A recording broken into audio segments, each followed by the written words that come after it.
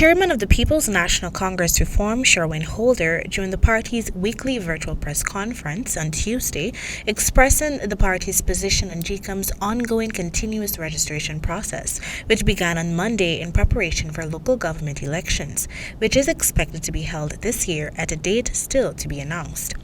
GECOM was allocated a sum of $783 million to begin preparations for the polls, and this sum was included in the Commission's $4.1 billion budget, which was approved by the Parliamentary Committee of Supply in February. As such, the registration process is expected to last for 3 months. We do not agree with the process, and we will be putting out more in a subsequent media release. But as it is now, we will be taking part in it, and we would like the public and the media to understand that we do not agree with it, but we have our interests and the interests of the Guyanese public at large to protect, and so we encourage all eligible persons to register. However, though this process has begun, Holder explained that the party is maintaining its position that there needs to be a new and clean voters list. The start of continuous registration will not thwart the party's efforts to ensure a clean voters list for the next local government elections and general and regional elections. Among the first announcements made by the leader of the Pncr, Aubrey Norton, in his inaugural speech following the completion of the 21st Biennial Congress was his intention to push for a new voters list since the present list is bloated.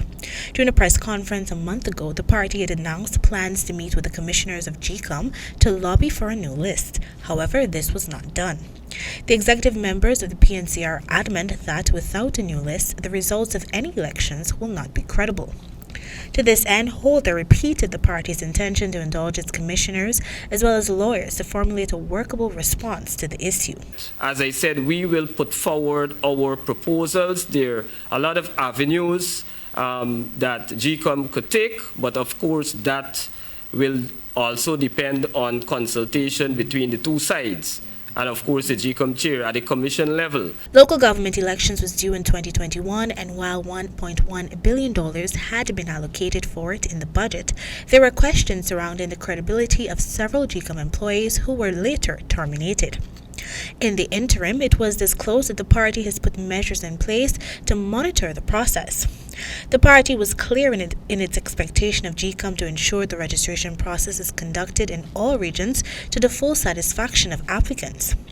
Meanwhile, he also expressed the party's dissatisfaction with the operations of the General Registrar's office. According to Holder, the party has been receiving reports about high-level administrative malpractices that are causing the process of birth, death, and other certificates to be delayed. For the HGP Nightly News, Kendell Richmond.